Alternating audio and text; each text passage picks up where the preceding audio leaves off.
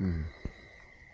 All right. Well, it was about what, 20 after 5 this morning. We got up and started tearing stuff down, and it started to sprinkle. So, because we had access to the laundry room, just grabbed everything from the tent, didn't fold it, just picked it all up, ran it inside just to try to minimize the wetness on it. So we had a little bit of stuff that we had to drive this morning. But with rain in the south, when you add those two together, the equal sign on the other side is mosquitoes. And there's no wind blowing, so they're pretty vicious.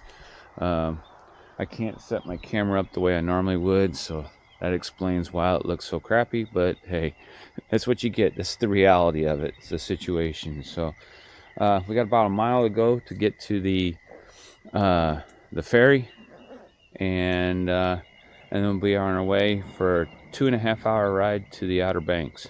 So, well, to the main part of the Outer Banks. So there you go. The main one. Yeah, the main, yeah. The main of the offshore Outer Banks. So, all right, there you go.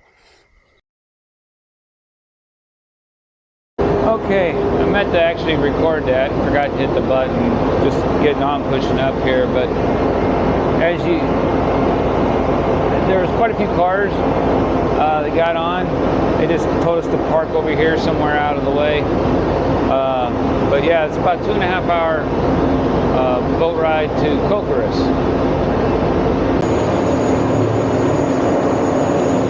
Oh, okay. Well, since we got time, I gotta get by the engine room here.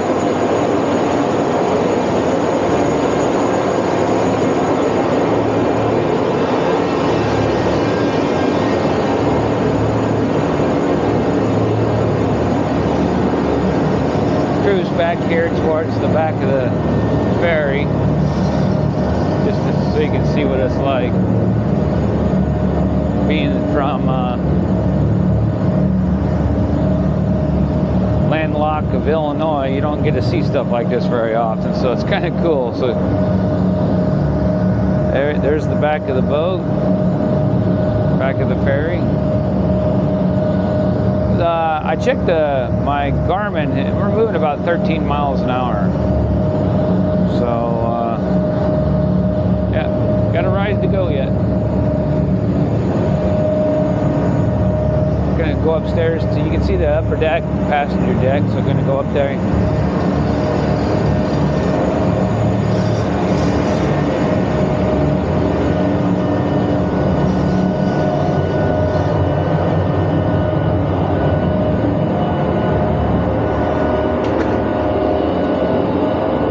Go up here. See what it looks like.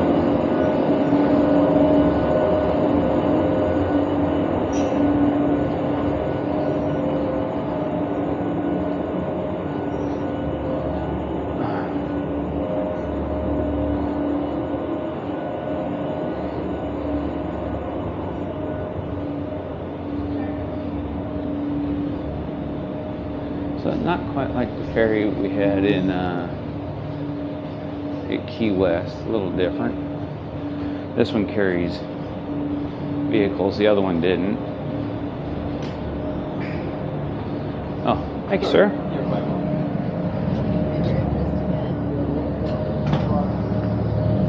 So yeah, here we're up on top.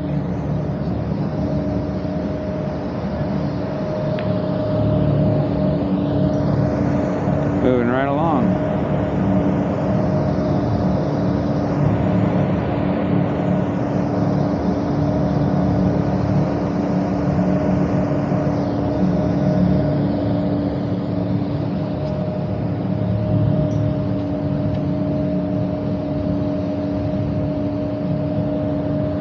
Water here is not like it was in Florida. In Florida it was really blue. Here it's a little browner.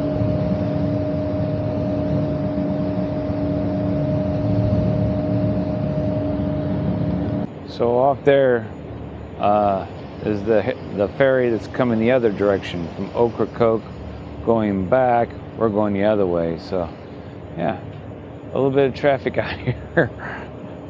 The only traffic. All right, looking straight ahead, I can see what looks like maybe a water tower. So we're getting close to getting to the Outer Banks. And then we're gonna go to the left and follow that all the way for 2 days. And then we'll cross a bridge to get into right next to Virginia. So you can kind of see where we're going. We're gonna go to the water, and then we're gonna go left in the water, and then we're gonna get over there. We're gonna get on back on the mainland. I know you can see all that. It feels very weird. There's nothing out here, and we're gonna get off in the middle of nowhere.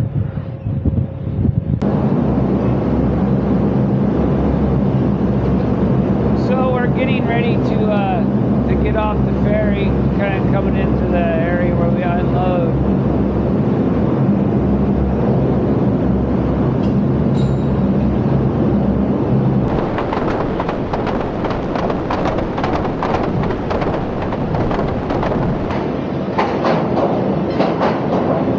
Guess that's us.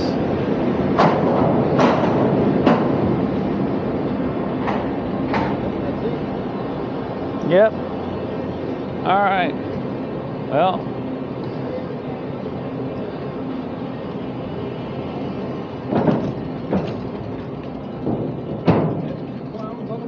And the two clowns on the bike.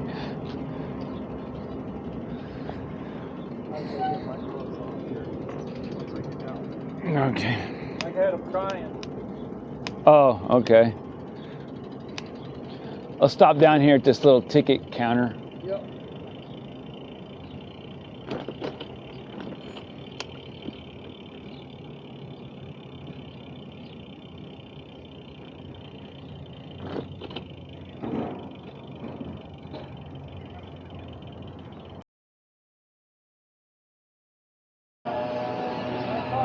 See ya. Those folks were from Vermont. We talked to them. They asked us what we were doing. So just to kind of give you a glimpse of island life here in Ocracoke.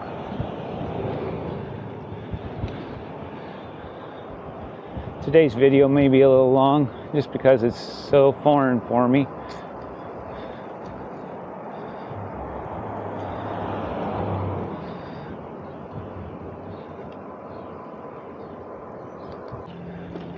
So now we're in the Cape Hatteras Park. Now they got a bike path for us to ride. And it's about, I want to say 14 miles we got to ride. So we got about an hour's ride to catch the next ferry at Hatteras. Right up here, just to see. So, all right. Oh. Now this is the sand dunes they keep out here, keep the vegetation on, so the storms can't really blow the islands away, from what I understand. So these sand dunes are critically important to the survival of the beach. Okay. Now that there's sand here, walk real careful. Oh. Come on. Come on. Okay. Okay. Yeah, make it to the top here. Just to see what it's like. It'd be kind of neat to see.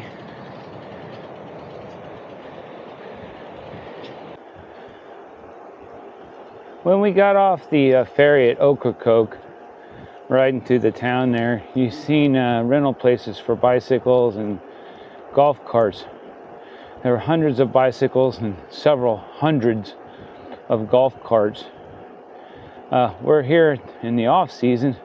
I can imagine this road would be pretty busy with that and vehicles. So we kind of hit it at a good time to enjoy the island when there's not a lot of noise on it. These are what they call Ocracoke ponies. They derived from Spain back in 1730. They used to run wild on the island, and to help preserve the line, they've kind of put fences up and kind of corralled their space and take care of them now so people can enjoy them. So yeah, this is what we're seeing here is the Ocracoke ponies. Just across the street from the ponies was the ocean on the other side, so I thought I'd just cruise over here. It's nice and windy. So off to the right here, those grassy little hills you see are actually sand dunes, and immediately on the other side of that is the ocean. So I know you can't probably see it from the video, but I'd say it's no more than a quarter mile, probably less than a quarter mile, to where the water is on the other side of this stretch of land here. Okay. So as you can see, we are very, very close to the ocean on the right side here. A lot of this is blown over. The winds just blow the sand over the sand dunes here. And then you see this one-lane road ahead.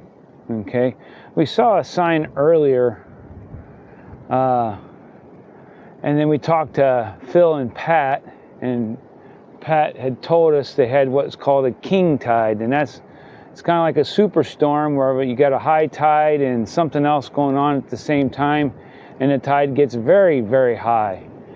And sometimes when that happens, this road here, it will get forced closed. So it'll basically not wash out, but the sand will cover the road several feet thick, and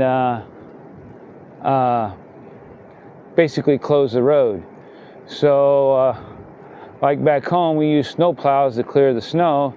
They'll bring in big dozers or front end loaders and start to clear the road to make the road safe for vehicle travel. When we were with Phil and Pat, this road was actually closed and they had to clear it off. So looks like they got it cleared off, and John and I are going to have to ride on it on bikes.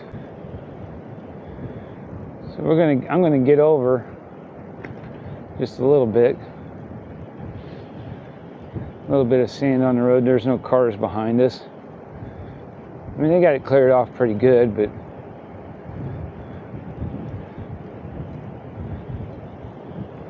yeah, up here the sand's worse across the road.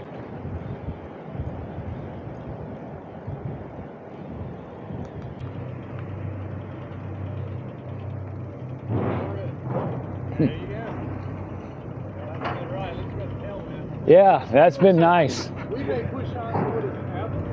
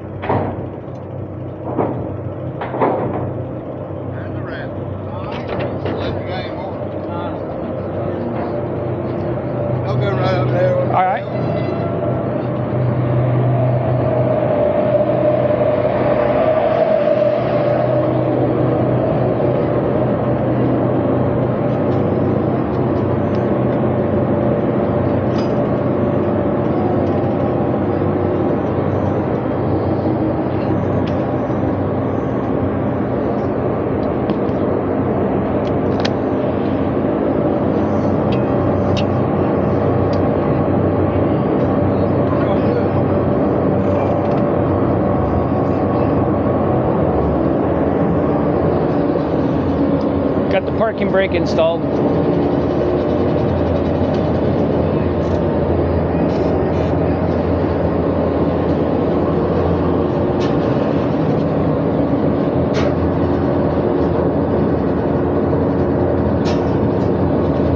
Okay, we no more got on and they started moving out. So, the show don't wait for nobody. 11:30 was their departure time, and it was 11:30 when we pulled out. So, got like a 40-minute ride here. Yeah, we'll look at it. We may want to take advantage of it. Yeah. So, yeah.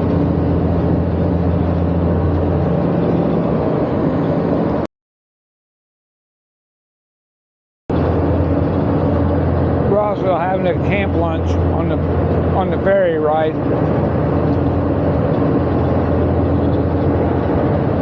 Tortillas and peanut butter. So we just landed at Hatteras Island.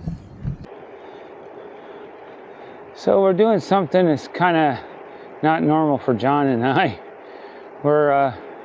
We tried getting a campground a little further than from where we were originally going to stay, and they're not calling us back. So we're just going to try to show up. If that doesn't work out, we do have another cycle tourist. So if that doesn't work out, just down the road a little ways is another one that we contacted that will take us. So yeah, we'll see how it goes. Okay, so plan B on the lodging fell through. The campground was closed today, so we are following up with plan C. Now the nice thing about this is we are adding miles, but we got a heck of a push with the wind to our back, which is going to make this ride to the next campground really easy. Now we've talked to those folks there, Alicia, and she knows we're coming, so we don't have no problems with that. So yep, just down the Highway 12 we go. It is. Yeah, we were kicking for, now when you get past this next congested area here, Salvo and all that, Yeah. you'll go, when you get below Rodant, they got that new teacup bridge that juts out a little bit. And when you get from there down to Oregon Inlet, Yeah. there's big dunes on both sides of the road, and sand's blowing pretty bad. Really? Yeah, but you'll still have the tailwind. Yeah. Should be like a tunnel through there. Yeah, we're supposed to have this wind tomorrow. Yeah, exactly. Yeah, so this is where they got us going through. Oh yeah. Yeah, we're staying. Where are we at? We're staying in Manio right here. Okay. That's where all my family lives now, in Manio. Okay. And, How did you know we were coming through here, though? I've been following you on Facebook, and I saw Ocracoke, and I went, man, they're gonna be coming through when we're down. So that is awesome. Yeah. I missed the first thing, so go ahead and do the introduction. Okay. This is David Walters. I worked with David on the fire department. We were both assigned at Station 12. And yeah, all of a sudden I see some guy flagging us down. I was like, he's having trouble. I was like, I looked and I was like, David?